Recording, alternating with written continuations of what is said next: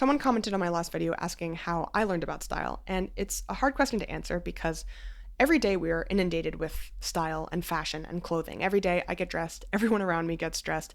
It's everywhere, right?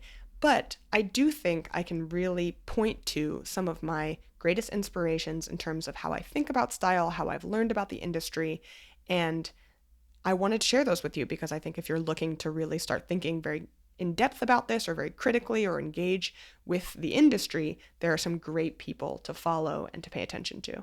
To lay some groundwork, I am a 90s kid, which means I grew up in the 2000s, and my mom is Iranian. She came to the States in 1979. I think you can imagine why. And she, like many Persian women, is very preoccupied with clothing and appearance and looking good. And she does look good. She's an extremely stylish woman. She always has been. And she is really the person who taught me about, I would say, taking care of clothes. Taking care of your clothes is super important, especially if you're trying to invest in your wardrobe. And my mom would habitually get her shoes recobbled, resoled. She would do it seasonally. She would put things, appropriately in mothballs to keep them away from insects. She would get things fixed. She would get them tailored. She was very, very specific about wanting to keep her clothes for as long as possible and in good condition. And that is something that has really, really rubbed off on me. It does feel like a little bit of a lost art for our generation to really take care of your clothes because sometimes the cost of repairing something is the same as going out and buying something new, which is an issue with the industry in general. I don't want to get too much into that, but that is how I learned how to take care of my clothes from my mother. The other thing my mom really did to me, besides just like living her life in a very stylish way, was that she was into magazines. So I got 17 magazine as a kid. I think by the time I was 17, I'd grown out of it, but she also got Vogue and Marie Claire and all sorts of things for me to read and look through, and I'm sure that had an impact on me. Another thing from the 2000s that I have to talk about is America's Next Top Model. I loved America's Next Top Model, and if you haven't seen it, a friend of mine rewatched it, and the quality is not great, but she enjoyed it. I think it holds up, so you can rewatch it. I mean, holds up in that it's still entertaining. My theme today is anti-fur. Like, I hate fur. Actually, I really do like fur. I mean, it makes you look hot. I also watched Project Runway. Look, these shows are like not that accurate, not that realistic, but you really can learn a lot, I think, still about how like the modeling industry works, how clothing construction works. And Project Runway, they would have designers on all the time. So you'd like meet Marc Jacobs and learn about all these brands in a sort of casual way. There's one more show I want to mention. I'll be dying to know if anyone else watched it. It came out later, like 2010, 2012.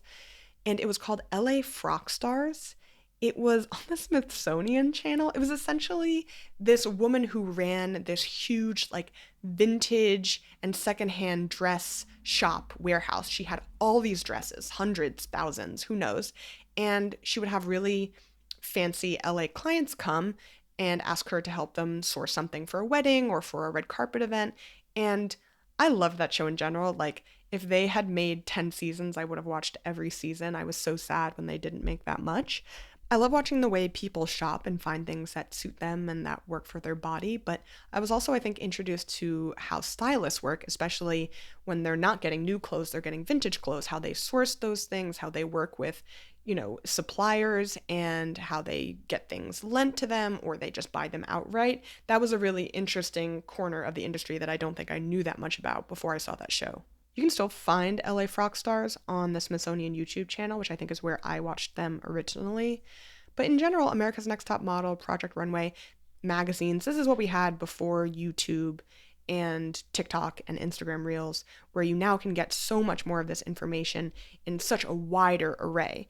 But a lot of what I originally learned about the industry came from those shows and those magazines. One thing that I feel like we didn't talk about that much, but in this internet age we have more access to, is clothing production in terms of like going to actual clothing factories. And there's this channel, Will Lasry, who has been going to factories in China and all across the world to see how they price things, how they source the fabric, how they construct these garments. For pretty high-end brands usually is his focus, and I highly suggest if you're interested in learning about that side of clothing construction and clothing production to go to his channel and watch some of his videos. At the other end of the clothing production timeline, there's this TikToker I love, Jasmina. She goes to these high-end stores, these designer stores, and looks at the clothing that they're actually selling, tries things on, comments. I just love her style, the way they film it, and what they say about it. Her and her friend are amazing. And I just think it's interesting because, especially the way my media diet is now, I often will see the haute couture Schiaparelli shows, which, of course, not all of them, in fact, very few or none are put into actual production. But then to go to her channel and see what's actually in store, what they've actually decided to sell to customers, it's very satisfying to see, this sort of the highest end of that ideation to what goes down to the consumer. So all that is more about the nuts and bolts of the fashion industry. The thread also running sort of in the background of all of these is fashion theory. And I'm going to talk about that later on because that is really, really very important to me and is sort of the underpinning of everything that I'm interested in learning about. Why we wear clothes, why these things are important to us, why this industry is such a big industry. So that will be later on. What I have been really leaning into recently in terms of my media diet has been keeping up with the runway shows, sort of the fashion news, what's coming out, what's new, what the new collections are like. I don't know exactly why I've made this pivot, maybe because I never really tried to before, so it's just a new frontier for me, but it's also so much more available than it used to be. I think you probably used to have to go to the Vogue website and physically look up the collections and then just make your own inferences from that. But now there are so many amazing channels that will walk you through each look, will talk about the inspirations behind the collections and give you context and give you history. And it's really just filling in my fashion knowledge so much. The number one channel I would recommend for fashion news, for red carpets, for runways is Haute La Mode. He used to do these really deep dive videos on the collections. Like, I don't know exactly how he picked them, but in a fall winter haute couture season, he would do reviews of the entire Milan fall fashion week. And I loved those videos. He doesn't do them as much anymore. My feeling is that they didn't perform as well as his sort of Met Gala reactions, which are always his biggest videos, is when he reacts to what people are wearing at the Met Gala. Nonetheless, his entire channel is like packed treasure trove. So much good stuff in there. He has such good deep knowledge, or he does his research, or something in between.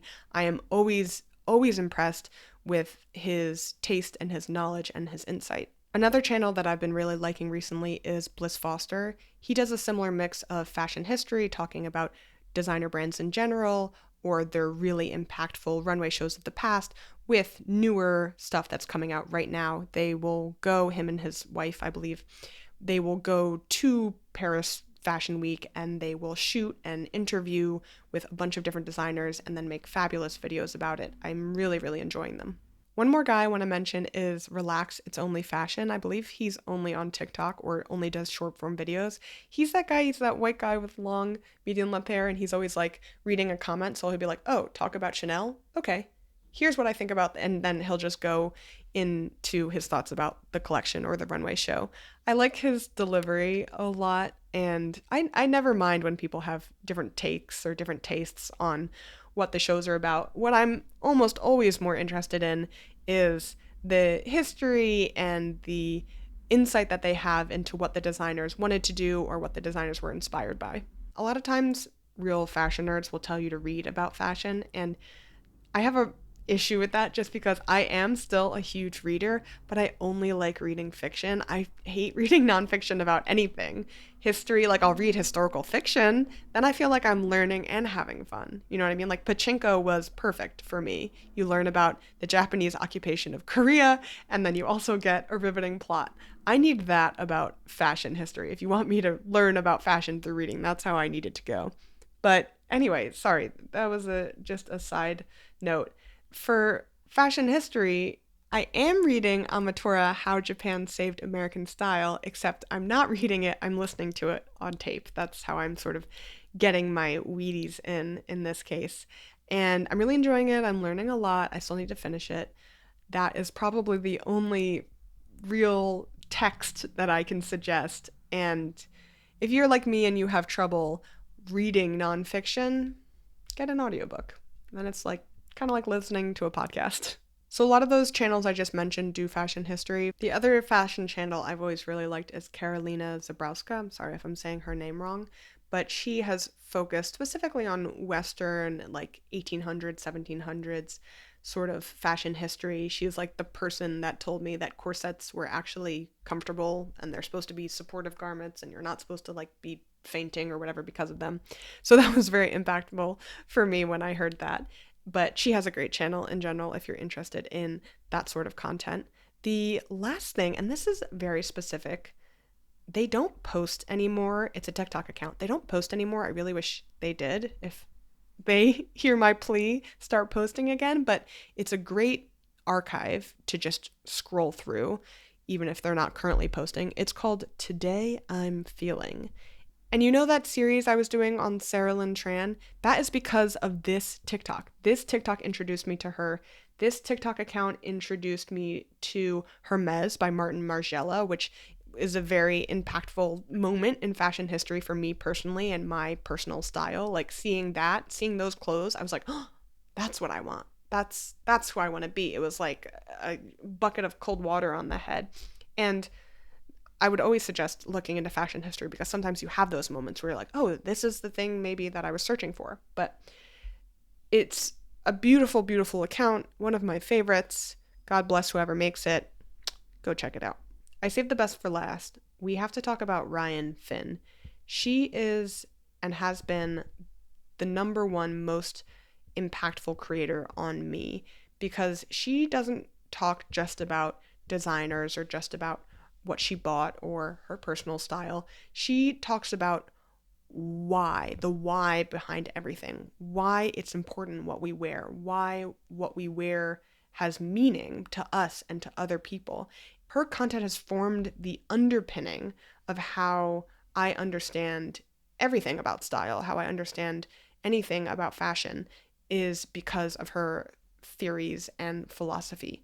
So go to her YouTube video and watch every single one. I highlighted a couple that are my favorite. She did a couple of videos on personal style if you're looking for personal style videos. She made a video called Why I Wear Issey Miyake, right? The idea that we don't just like designers because of how the clothes look, but we have to align with their philosophy of design. Like that is an important thing to consider.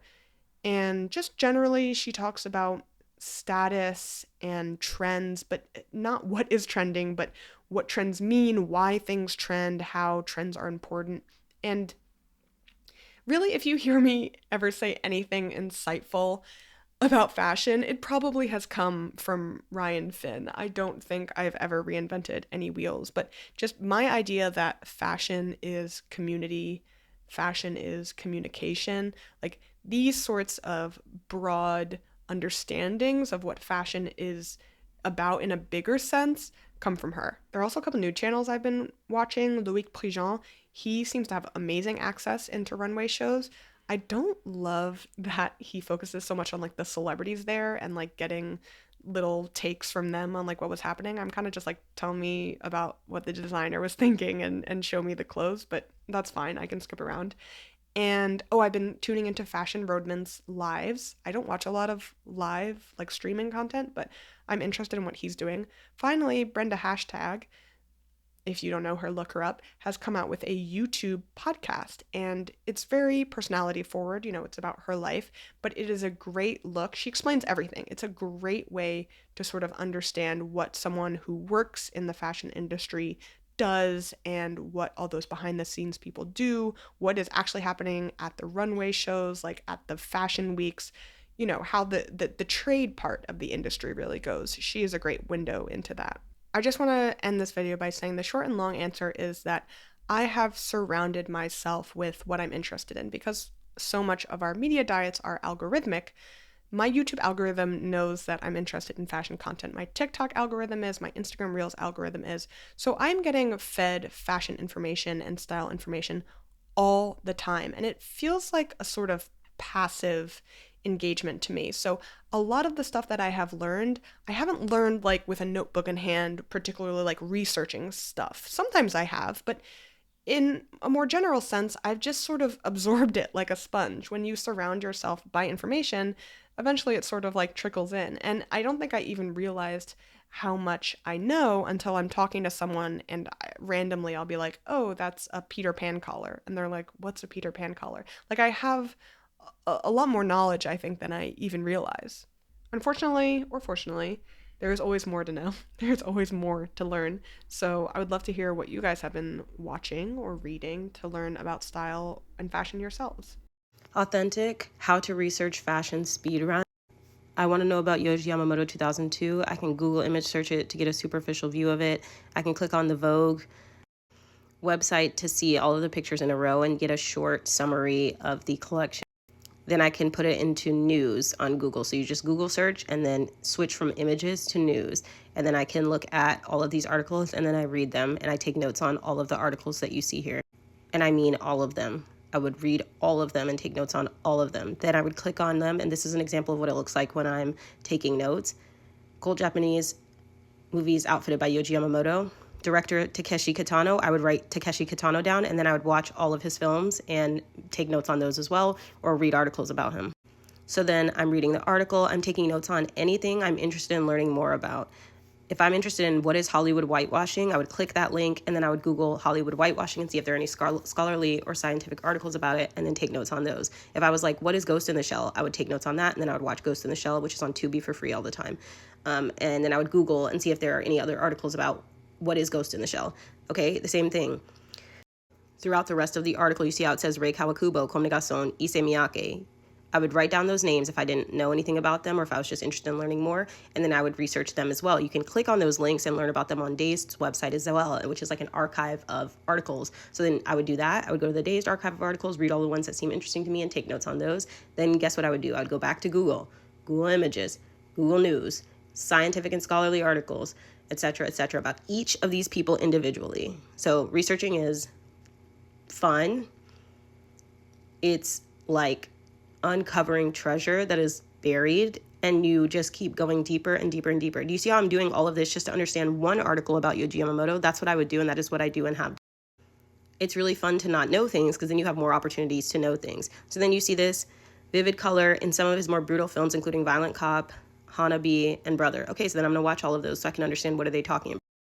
Okay, now I've watched all of those and done all that research and gone through all of the scholarly articles on line and Google Newsed it and Google imaged Yohji Yamamoto 2002. I feel fabulous. Now I'm back on a research train. I'm searching Yohji Yamamoto history on news and then finding this Hypebeast article looking back at 20 years of Y3, which is one of Yohji Yamamoto's brands, and I would get the knowledge from there. Then I would search Yohji Yamamoto 2002 with the letters WWD after it, which is Women's Wear Daily. And I can see all of the archive of articles that they've written. And if I wanted to, I could just search Yohji Yamamoto and see every time he's been mentioned in an article on Women's Wear Daily, which I'm sure would be hundreds of different articles. And I would read through all of those. And I have, and they're actually free to read at the Brooklyn Public Library. And I have sat at the Brooklyn Public Library for weeks on end for 7 or more hours a day, just researching fashion this way, just using Women's Wear Daily archive index and the New York Times one as well. In my opinion, your best bet to find New York Times articles is not to use the app. It's to search NYT after what you're looking for, because for some reason the app does not show me what I used to see when I would search NYT after it. So you would search Yohji Yamamoto 2002 NYT and then find the articles on Google, and you would get specific articles that tell you about what he was doing in 2002. This one is from Kathy Horan, which is amazing. And then if you're like, well, who is Kathy Horan? Why does it matter that's from Kathy Horan? Click on her name and read all of her other fashion articles. Do you know what I mean? It's just about deep diving and deep diving and deep diving and that's why I take notes so that I have more to research, because I'm not going to remember all of these names and I may not know what all these names are or what they mean or how they're contextualized in the broader context. I may not have seen a movie that they're mentioning. I want to see the movie. I want to know the name. I want to know who is the writer of the article. I want to know more about the publication. I want to know about the movies mentioned, the references, the directors, etc. So this says a party held at Azzedine Olaya's studio, Saint Laurent, Gaultier, Jean Galliano. I would search all of those names, or I'd write those down and then do the same deep dives. And also, a lot of people have trouble not knowing how to pronounce designers' names. Look it up. Just keep looking and looking and looking until you find the pronunciation, you know? Also, it's okay if you are getting it wrong, but you're trying, because sometimes people think that I get pronunciations wrong. I don't, just try. You just like, research is about being humble and having enough humility to say, I don't know, and then looking to find the information. There's no shame in not knowing. If you don't know how to pronounce a designer's name, you won't know until you look it up. You're not going to magically, come upon magic fashion knowledge. You just have to look it up. And the same thing with, if you don't know about fashion, anything that interests you, you are allowed to say, I have no idea what that is, and then just Google it. And image search it and news search it and scholarly article search it and just keep reading until you get it. Like, there's no shame, there's no embarrassment, there's nothing wrong with that. There's no one who knows about fashion just innately. You have to do the work to research. Everyone who you're like, how did they know that? It's because they work to research it, and it's so much fun, and you're gonna have so much fun. Live, laugh, love. I love you.